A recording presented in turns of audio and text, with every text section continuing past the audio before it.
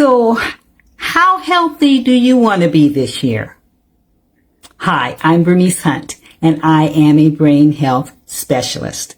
I work with women just like you who are starting to notice a few memory challenges, and I help you to stay sharp so that as you age, you can still travel, have fun with your grandkids, and experience new adventures without missing a beat. As a special ed teacher for over 25 years, I worked with a lot of students, and these students had different challenges. They had different skill sets. They even had different levels of support. But the best predictor of their success and their progress was their attitude. Having a positive mental attitude made the difference in so many cases. And you know what? Research backs that up. They say that having a positive mental attitude gives you better performance. It lowers your levels of stress and even pain. It helps you overcome obstacles, and it keeps you motivated. Those are all such good things. And so you might be asking, though, what has that got to do with having a better brain? It has a lot to do with it, because having a better brain is a marathon. It's not a one-time event. It's a lifestyle of changes and tweaking and all of those kinds of things. And it's not just like a straight line either. In the journey, there's twists and there's turns and there's dips and there's obstacles. Okay, so you're going to need a positive mental attitude. So, what's your mental attitude? Are you a pessimist? Are you an optimist? Are you a fatalist? Are you a naysayer? What's your attitude? Because it does make a difference. They say that you have what you say. And actually there's research behind that as well. They call it positive self-talk, negative self-talk, positive affirmations. Those things they have proven in studies do make a difference to outcomes. When you have positive self-talk, you have a positive effect on your self-esteem. You have a positive effect on your mental health. You have a positive effect on lowering stress and the overall well-being when you have a positive self-talk lifestyle. And did you know that 80% of the average person's self-talk is negative? So, if 80% is negative, and there's something to the thought that you have what you say, if what you're saying is negative, that's not a good look, is it? Okay? So with regard to brain health, we really want to watch that, because our positive self-talk can help lower our stress. With brain health, we want our stress lowered. We want to be in that rest, digest, and heal mode as often as we can. And we want to increase our chances of success. And so we want to talk those positive things. Okay. So what we want to do is we want to stop talking about what we don't want. We want to start talking about what we do want. And we want to expect good things to happen. Okay. My mom used to say, if you can't say something nice about someone, don't say anything at all. And you know, that applies to ourselves as well.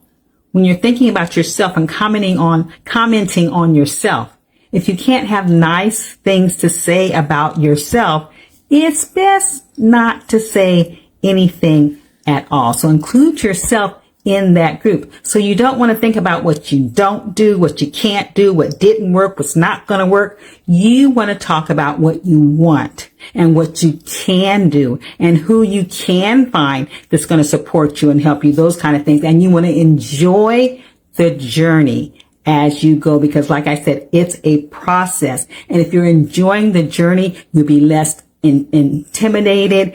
It'll be less complicated.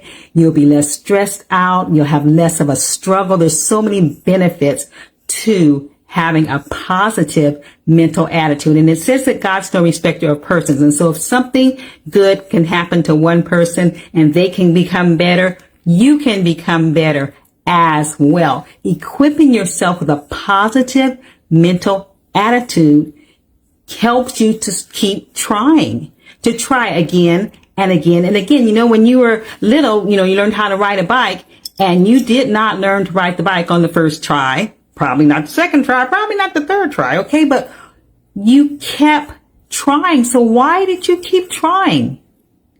Because you thought that you could do it, and you encouraged yourself to try again and again and again. And that's having a positive mental attitude. So it's easy to say to have a positive mental attitude, but easier said than done. Because to have a positive mental attitude, you actually have to work at it. And we talked about 80% of people have negative, self-talk instead of positive self-talk. So you need to change that thing around, and you need to work on it. One thing you need to work on is what you actually say. You need to listen and pay attention to what you're saying, and you need to catch yourself when you hear yourself saying something that you really don't want, or that you really don't want to happen. Pull that thing back and catch yourself from that. Another way that you can work on your positive mental attitude is when you think of something, when a thought comes in your mind, catch it and replace it with what you actually do want.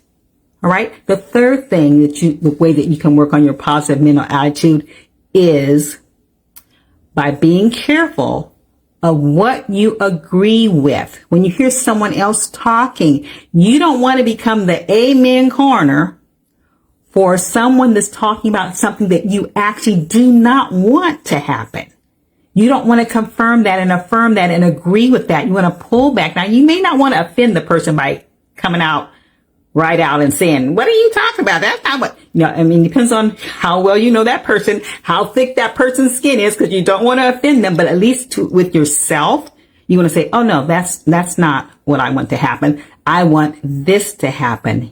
Think those thoughts to yourself, or mumble it to yourself if you need to, but you want to keep your frame of mind into a positive mental attitude. It is so very important. The word says, as a man thinketh in his heart, so is he. And that's what we want to do. And all that has a lot to do with creating a better brain, because we talked about better mental health. We talked about less stress, and those things you need to take into account when you're trying to get your brain to be better and to function and act better. Okay. So having a positive mental attitude helps you stay in that rest and digest and that healing mode that's going to enable you to function better. And it also is going to make your journey through better health easier. Okay, so those are why we want the positive mental attitude to be something that we focus on in this new year. So happy new year, everybody. I'm so glad to see you. I'm back.